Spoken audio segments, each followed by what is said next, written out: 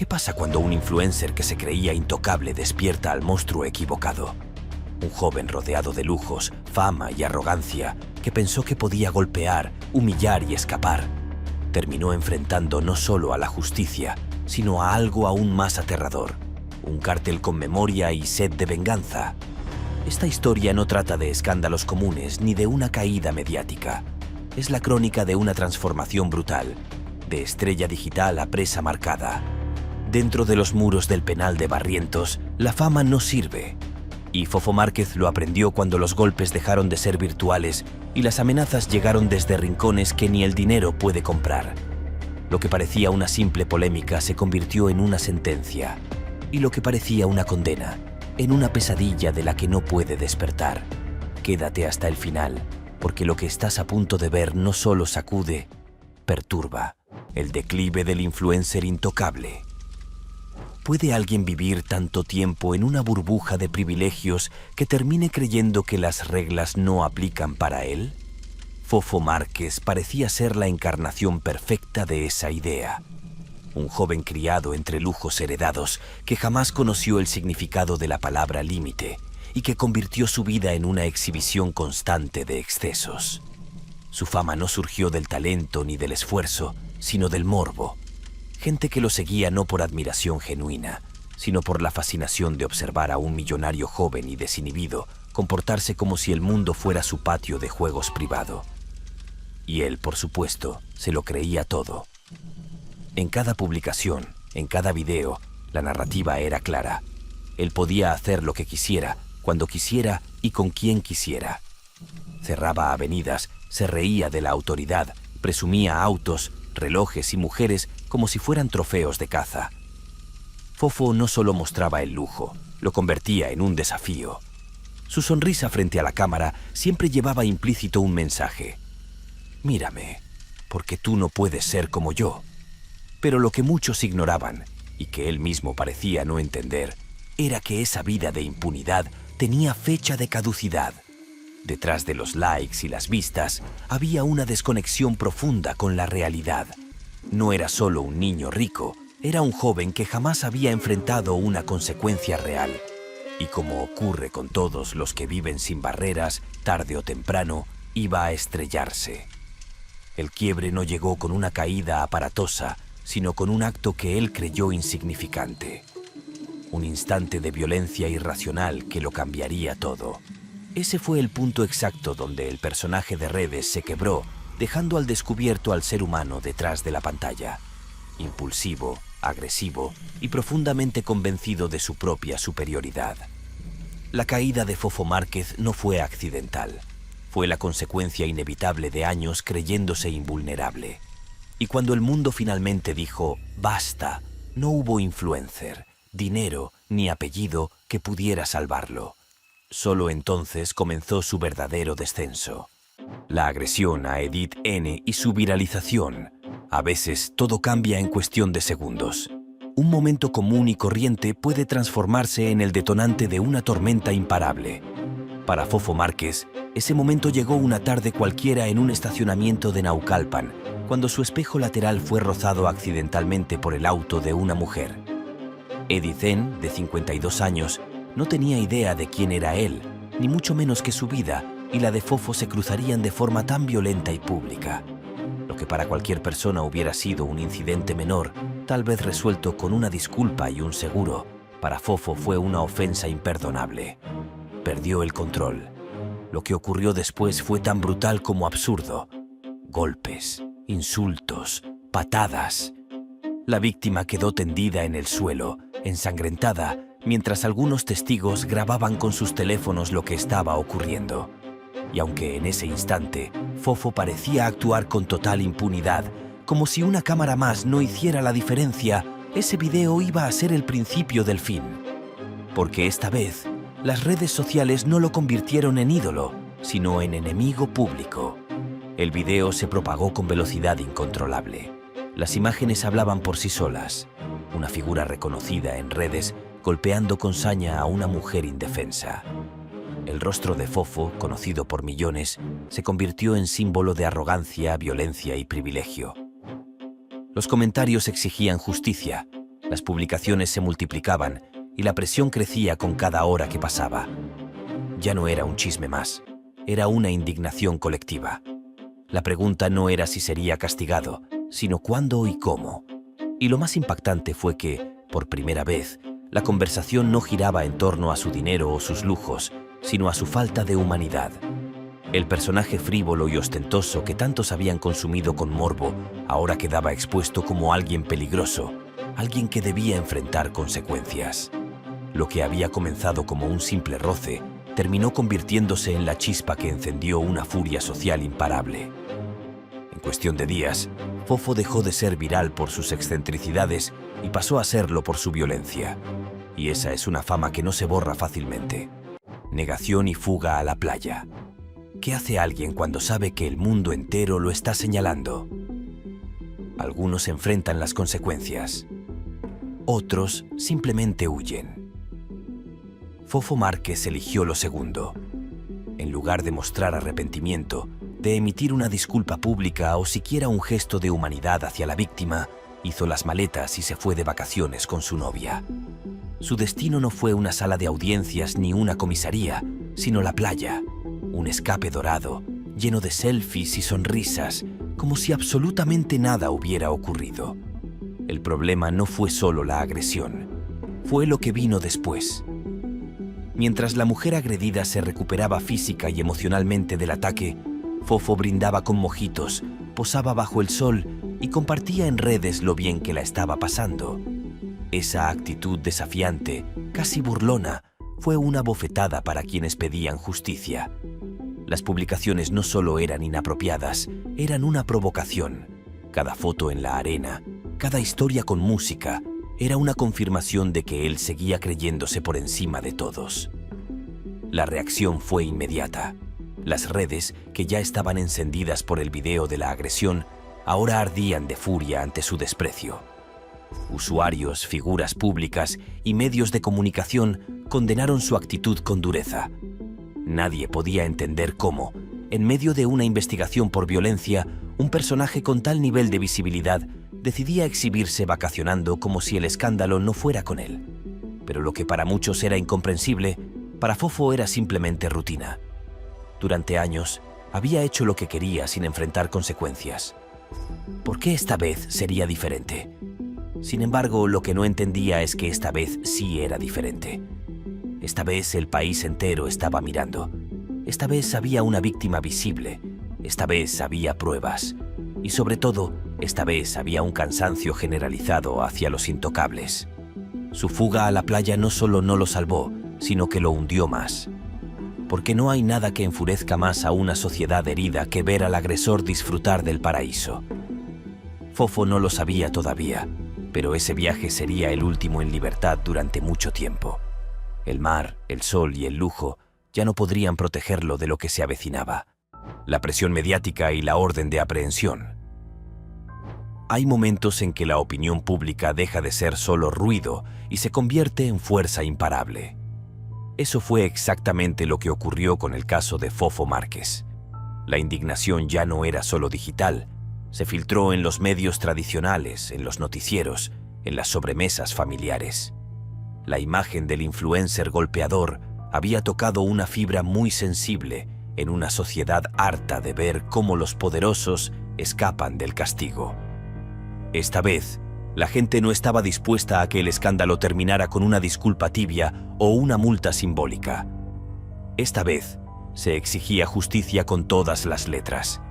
Las autoridades, que en otras ocasiones habrían dejado pasar un caso como este por debajo del radar, no tuvieron escapatoria. La presión era demasiado intensa.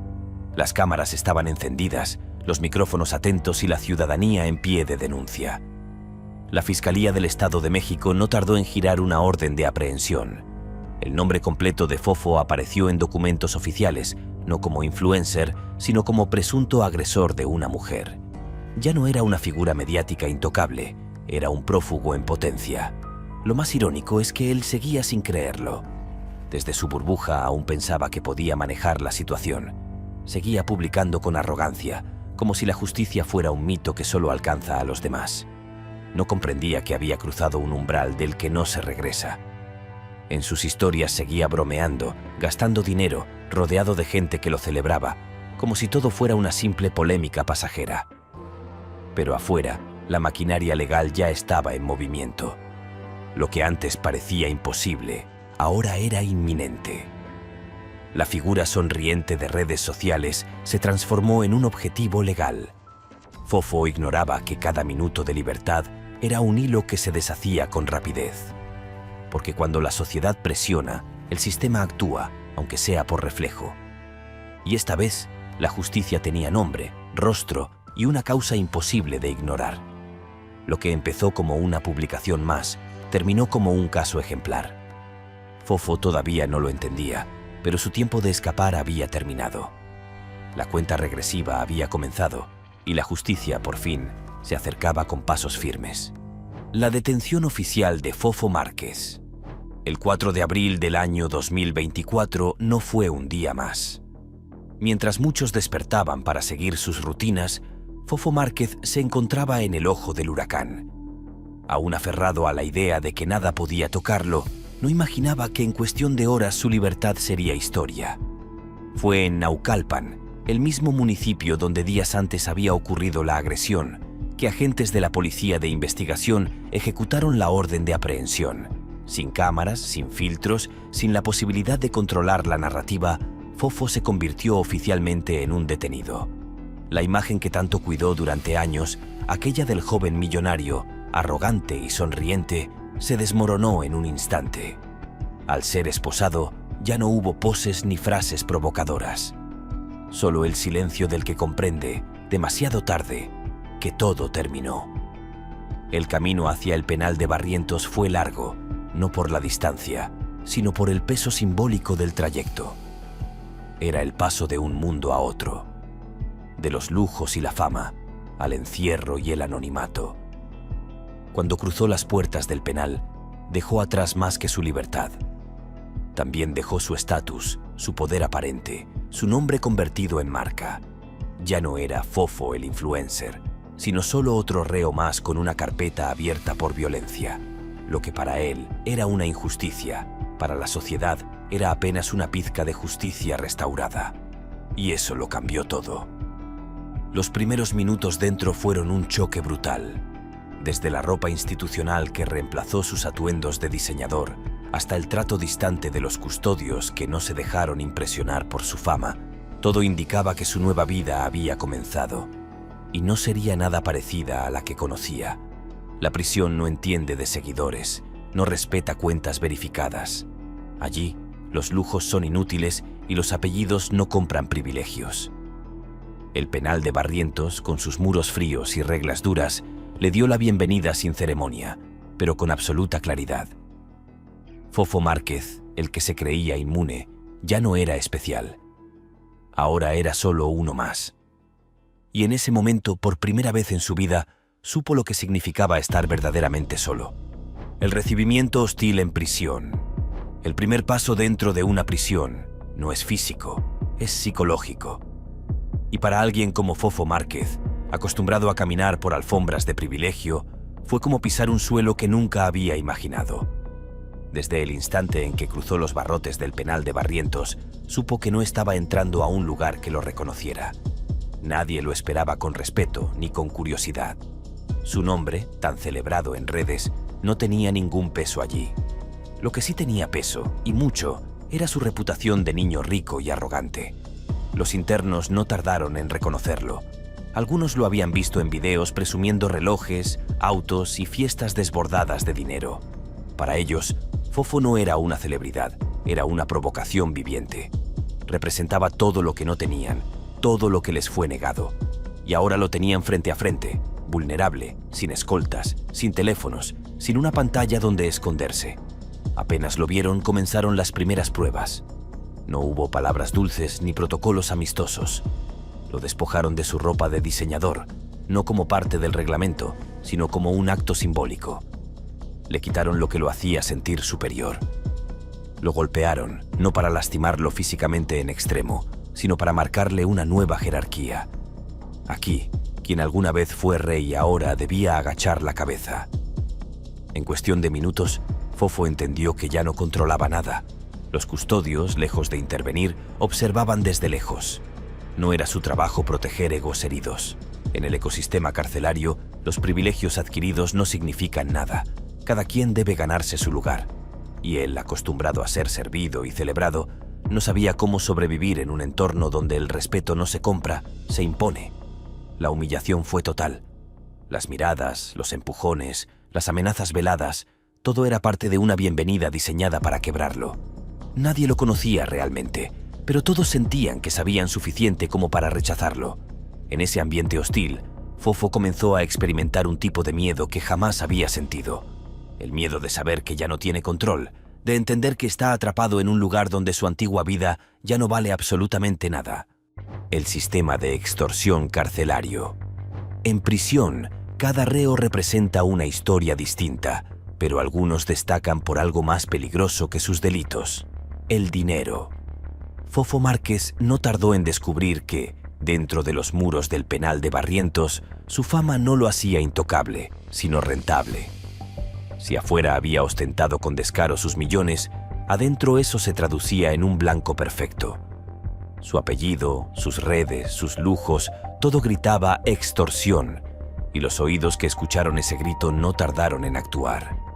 Poco después de su ingreso, su madre recibió una llamada. La voz al otro lado del teléfono no necesitó presentaciones ni amenazas elaboradas. Fue directa. Si quería que su hijo estuviera seguro, debía pagar 50,000 pesos cada mes. Una cifra que, para una familia adinerada como la de Fofo, parecía manejable, pero que encerraba una lógica implacable. Ese pago no garantizaba tranquilidad, solo compraba tiempo. Era el precio por no ser golpeado, por tener acceso al patio sin miedo, por no ser víctima de una agresión accidental. El mensaje era claro. La prisión no era solo un lugar de castigo, también era un negocio. Y Fofo, con todo su historial de excentricidades, se había convertido en un producto valioso. La estructura de extorsión no estaba escondida ni disfrazada. Funcionaba a plena vista, con la complicidad tácita de quienes sabían cómo operaba todo. Cada llamada, cada amenaza, cada recordatorio de «cuida a tu hijo» era parte de un sistema ya establecido. Mientras tanto, él comenzaba a notar los efectos. Algunos internos, de pronto, cambiaban de actitud. Lo saludaban con condescendencia o lo ignoraban con un gesto de desprecio. Otros lo estudiaban en silencio, como si calcularan cuánto podrían obtener a cambio de hacerle daño. La cárcel no era solo una celda, era un tablero. Y él era la pieza dorada que todos querían mover. La extorsión no solo drenaba la cuenta bancaria de su familia, sino también su paz mental. Fofo vivía cada día con la certeza de que todo estaba en venta, incluso su integridad.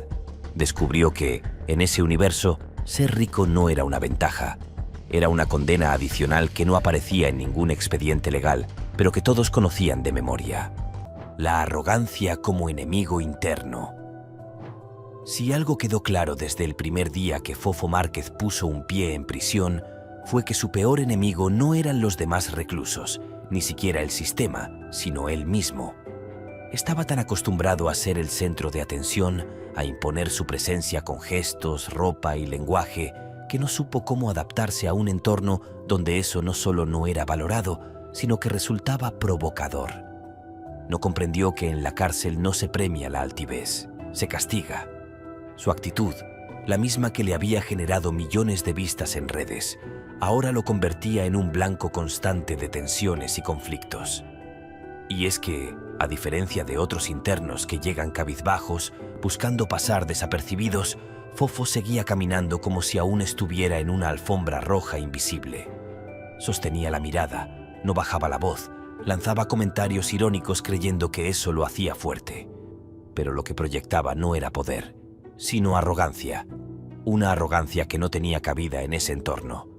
Los gestos que antes causaban admiración, ahora generaban odio. Antes de continuar, quiero aprovechar este momento para recomendarte otro video que no te puedes perder. Si este relato te ha impactado, lo que verás allí va a dejarte sin palabras. Créeme, es una historia que te hará mirar el mundo desde otra perspectiva. Volviendo al penal de Barrientos, La actitud de Fofo comenzó a crearle enemigos silenciosos. Nadie lo enfrentaba directamente, pero los murmullos crecían. Las bromas sarcásticas se multiplicaban a sus espaldas, y cuando alguien lo ignoraba, no era por indiferencia, sino por cálculo. Su personalidad, en vez de protegerlo, lo aislaba. Los custodios ya lo veían como un caso problemático, y algunos internos comenzaban a perder la paciencia. Lo trágico es que, incluso cuando todo apuntaba al silencio, él no sabía callar, ni ceder, ni adaptarse. Su forma de hablar, su forma de pararse, incluso su forma de comer, exudaban superioridad. Pero en prisión, cada gesto cuenta, y los gestos de Fofo gritaban algo muy peligroso. Sigo creyendo que soy mejor que ustedes, y eso, en ese universo, se paga caro. El intento fallido de defensa legal. A pesar de estar tras las rejas, Fofo Márquez aún albergaba la ilusión de que todo esto era solo una pausa temporal en su vida de excesos. Tenía la convicción de que, con el abogado adecuado y suficiente dinero, todo se resolvería con rapidez. Fue entonces cuando apareció Eric Rauda, un nombre que en el ámbito legal era sinónimo de estrategias agresivas y resultados rápidos. Su plan era claro: reclasificar el delito, hacer que la agresión pareciera menos grave y con ello abrir la puerta a una reducción significativa de la condena. Era un camino técnico, legalmente viable, pero que requería paciencia y cálculo frío. Sin embargo, la familia Márquez estaba desesperada.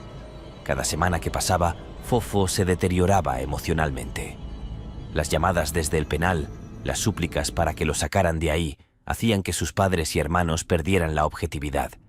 Querían una solución inmediata, una puerta trasera, una varita mágica que revirtiera lo irreversible. Y en esa desesperación cometieron un error fatal. Despidieron al único abogado que tenía una estrategia real. La salida de Rauda fue precipitada y caótica. Se cancelaron los recursos que él había presentado, se desmontaron los argumentos que había empezado a construir y se perdió el tiempo más valioso, el de la defensa inicial. Sin una base sólida, sin una línea jurídica coherente, Fofo quedó a la deriva. Las nuevas personas encargadas de su defensa no tenían ni la experiencia ni la claridad que requería el caso. Esta fractura en su equipo legal fue más que un tropiezo, fue el punto de no retorno. Lo que pudo haber sido una condena manejable se transformó en una sentencia devastadora. Fofo, que había confiado toda su vida en que el dinero resolvía todo, descubrió que ni los billetes más grandes pueden enmendar decisiones impulsivas tomadas desde el miedo. Mientras tanto, en los pasillos del penal, los rumores volaban.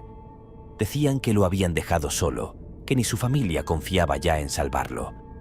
Y aunque eso no era del todo cierto, en ese mundo de códigos no escritos, la percepción lo era todo. Fofo ya no tenía defensa, y en todos los sentidos empezaba a quedarse sin aliados.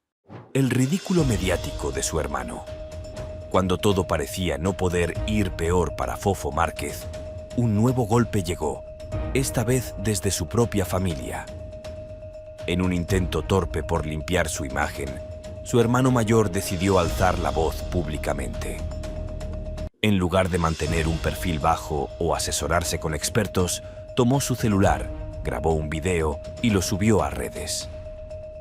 Su intención era defender a Fofo, pero el resultado fue exactamente el contrario. Se convirtió en objeto de burlas, indignación y un rechazo aún mayor del que ya pesaba sobre su apellido. En el video, su hermano justificó la agresión alegando que no la mató, como si eso fuera suficiente para exonerarlo. La frase resonó con fuerza, no por su contundencia, sino por su insensatez. Era el tipo de comentario que demuestra una completa desconexión con el dolor ajeno, una falta absoluta de empatía. En lugar de generar compasión, provocó repulsión. Los internautas no perdonaron el tono desafiante, las palabras mal elegidas y la actitud defensiva. La pieza se viralizó en cuestión de horas y esta vez no solo afectó a Fofo, sino a toda la familia Márquez. Ya no era solo el influencer quien estaba en el ojo del huracán, sino también su entorno. La opinión pública interpretó aquel mensaje como una señal de que el desprecio por la víctima no era individual, sino familiar. como si todos compartieran la misma visión distorsionada de justicia. El video no fue retirado de inmediato. Por el contrario, fue compartido por miles de personas que lo usaron como ejemplo del clasismo, la prepotencia y la falta de humildad que había caracterizado a Fofo desde sus inicios en redes sociales. Era la prueba viva de que no había autocrítica, de que no existía una verdadera reflexión por lo ocurrido. Mientras Fofo pasaba sus días en prisión, sus esperanzas de una recuperación de imagen se desmoronaban a cada segundo. Cada palabra maldicha desde afuera lo hundía más adentro. El ridículo no lo hacía él, pero lo pagaba igual. Y en ese mundo cerrado de concreto y vigilancia, la reputación lo es todo. Su hermano creyó defenderlo, pero solo echó más gasolina a un fuego que ya ardía sin control. Sentencia final y el golpe de realidad.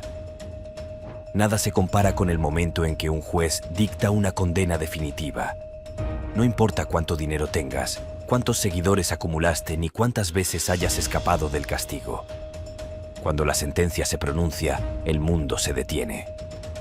Para Fofo Márquez, ese día llegó como un mazazo seco, sin drama televisivo, pero con el peso de una montaña. 17 años y 6 meses de prisión, casi 2 décadas de su vida encerrado, viendo pasar el tiempo desde el otro lado de las rejas. Quienes lo vieron ese día aseguran que no entendía del todo lo que estaba ocurriendo. Su rostro no mostró lágrimas, pero sí una palidez difícil de ocultar, como si, por fin, comprendiera que no había marcha atrás. Había creído que todo esto era un malentendido, una exageración, una ola mediática que eventualmente se calmaría. Pero ahí estaba, frente a la ley, escuchando cómo su nombre quedaba marcado por mucho más que escándalos en redes. La reacción en el exterior fue inmediata. Las redes, los medios y la sociedad civil celebraron la decisión como un triunfo simbólico.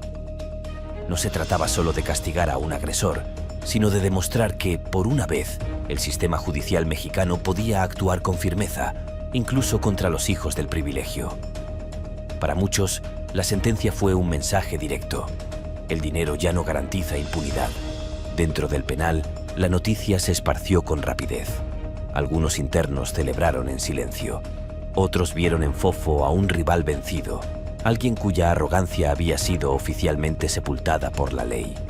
Y él, que hasta entonces había vivido con la esperanza de una pronta salida, cayó en una especie de letargo. Ya no hablaba de fechas, de apelaciones ni de abogados. Solo caminaba, comía y dormía con la mirada perdida, como si su mente no lograra aterrizar en esta nueva realidad. Ese día, Fofo Márquez dejó de ser una figura polémica para convertirse, simplemente, en un número más dentro del sistema penitenciario. Un hombre al que la vida, la justicia y sus propias decisiones le arrancaron el disfraz. Y lo que quedó fue alguien obligado a enfrentarse, por primera vez, consigo mismo. El penal de Barrientos como purgatorio personal. El penal de Barrientos no es solo una cárcel. Es una ciudad dentro de otra, con sus propias reglas, jerarquías y climas invisibles. Para quienes llegan allí, el encierro físico es solo una parte de la condena. La verdadera lucha comienza en lo psicológico. Fofo Márquez lo descubrió con el paso de los días, cuando el impacto inicial se transformó en rutina y la idea del encierro dejó de ser un evento para convertirse en su nueva normalidad. Los muros del penal eran fríos, pero no tanto como las miradas. Los pasillos estrechos no lo conducían a ningún lugar seguro. Cada espacio estaba cargado de códigos no escritos, y cada gesto suyo era observado, interpretado y muchas veces malintencionadamente traducido. Fofo no hablaba con muchos, pero incluso su silencio parecía tener un tono equivocado. No importaba cuánto intentara adaptarse, siempre parecía fuera de lugar. No solo era el nuevo, era el diferente. Lo más difícil no era el encierro, sino la permanencia. Saber que no había regreso inmediato, que sus días de lujos y comodidades estaban tan lejos como las estrellas que ya no podía ver desde su celda. El penal funcionaba como un purgatorio para su antigua identidad. Un proceso de despojamiento gradual en el que cada privilegio, cada costumbre, cada certeza que había tenido era arrancada uno a uno sin piedad. Aquí no había redes sociales que lo protegieran, ni fans que lo defendieran, ni filtros que mejoraran su imagen. Solo había tiempo. Tiempo para pensar, para recordar, para revivir cada error con precisión quirúrgica. Las horas eran largas, los días eternos y las noches un laberinto de pensamientos. Fofo se despertaba a veces sin saber si era martes o viernes. La noción del tiempo, tan ligada a su antigua agenda de eventos, se deshacía en esa rutina gris. Afuera, su nombre aún sonaba en las noticias, pero adentro se desdibujaba. Los demás reos ya no lo veían como una celebridad caída, sino como un compañero más del encierro. Y eso, en sí mismo, era la confirmación de que su mundo había cambiado por completo. En Barrientos, Fofo no era nadie, solo un alma más pagando por lo que jamás pensó que tendría consecuencias. La extorsión formalizada y su impacto psicológico. En la cárcel hay cosas que son inevitables, pero otras se vuelven permanentes. Lo que comenzó como una llamada aislada con una exigencia puntual, pronto se transformó en una maquinaria constante, fría y calculada. La extorsión que sufría la familia de Fofo Márquez dejó de ser una amenaza ocasional para convertirse en una obligación regular. Cada mes, sin falta, los pagos debían cumplirse, como si fueran parte de una factura institucional. La diferencia es que no pagar no significaba recargo financiero, sino represalias físicas. El precio por la supuesta protección se mantuvo firme, 50,000 pesos mensuales. Pero con el tiempo, Fofo comenzó a entender que esa protección no era más que una palabra vacía. A pesar del dinero enviado, las amenazas dentro del penal no cesaban. Los roces eran cada vez más frecuentes y las insinuaciones se volvían más oscuras. El acuerdo era tan frágil como un hilo, y cualquier incumplimiento, real o imaginado, podía significar un nuevo castigo. Este sistema, más parecido a una mafia que a un código carcelario, no solo drenaba los recursos económicos de su familia, sino también la poca estabilidad emocional que Fofo aún conservaba. Empezó a vivir con una sensación constante de desconfianza. No sabía quién lo protegía realmente, ni quién simplemente lo vigilaba esperando un error. Cada rostro que lo miraba demasiado tiempo, cada palabra dicha a media voz cerca de él, era una amenaza velada. Pero lo más desgastante no venía del exterior. Era el peso que se acumulaba dentro de su propia mente. El miedo comenzó a ganarle terreno a todo lo demás. Dejó de dormir bien, comía apenas lo necesario y hablaba poco. Había perdido su capacidad de proyectar futuro. Ya no soñaba con salir libre, sino con sobrevivir el día siguiente. Vivía en modo defensivo, atrapado entre rejas de concreto y barrotes mentales. El lujo del que tanto presumió había mutado en una cárcel invisible, más opresiva que la física. La extorsión, más que un problema externo, se convirtió en su condena interna. Porque cuando el miedo se instala en la mente, ningún pago lo borra, ninguna promesa lo calma, y ningún privilegio, por mucho que cueste, lo puede hacer desaparecer. La entrada del COTNG al conflicto. Hasta entonces, Fofo Márquez creía haber tocado fondo. Pero lo cierto es que aún no había visto lo peor. Todo cambió cuando comenzaron a circular rumores dentro del penal. Su nombre había vuelto a aparecer en los radares de una de las organizaciones criminales más temidas del país.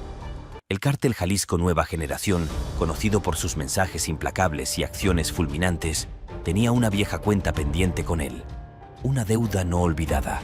Y en prisión, esas deudas se pagan con miedo o con sangre. Años antes, cuando aún era solo un influencer más tratando de escalar con polémicas, Fofo había bloqueado un puente en Guadalajara para grabar uno de sus videos. Lo hizo sin pedir permiso, sin medir consecuencias, en una zona donde el COING controla cada metro con precisión militar. Aquella acción, interpretada como una provocación, no tardó en despertar su furia. Le mandaron un mensaje claro: no se le volviera a ocurrir pisar su territorio. Fofo, fiel a su estilo, ignoró la advertencia. Y aunque el tema parecía haber quedado en el pasado, la memoria de un cártel nunca es frágil ni breve. Ahora, en Barrientos, sin protección real ni rutas de escape, Los susurros de represalias comenzaron a crecer. Ya no era solo extorsión económica o amenazas comunes entre internos. Era otra dimensión del peligro. Había nombres pesados flotando entre pasillos, advertencias veladas lanzadas como cuchillos. Y Fofo, aunque no lo decía, lo sabía. El CAUANG no manda segundos avisos. La tensión en el penal se volvió palpable. Custodios atentos, internos más cautelosos y Fofo más paranoico que nunca. Vivía observando todo con ojos de animal acorralado. Dormía poco, hablaba menos. Su mundo se redujo al tamaño exacto de su miedo. Ya no pensaba en salir libre, ni siquiera en reducir su condena. Solo deseaba no ser el siguiente en recibir un mensaje que no llegara por teléfono, sino en forma de ataque directo. Y es que cuando un cártel entra en escena, la narrativa cambia. Ya no se trata de justicia ni castigo, sino de poder, territorio y orgullo. Y para Fofo, aquel viejo error de juventud se transformó en una sombra que lo perseguía, cada vez más cerca, cada vez más real. El miedo constante y la imposibilidad de escapar. El miedo, cuando es constante, no grita, susurra, se instala en lo más profundo y comienza a devorar desde dentro. Fofo Márquez, alguna vez arrogante e invulnerable, terminó habitando ese estado de alerta silenciosa, donde cada sonido, cada sombra, cada crujido en la madrugada podía significar algo más. Su paranoia no era infundada. Sabía que ya no podía confiar en nadie. Ni en sus compañeros de celda, ni en los custodios, ni siquiera en los pagos mensuales que, en teoría, lo protegían.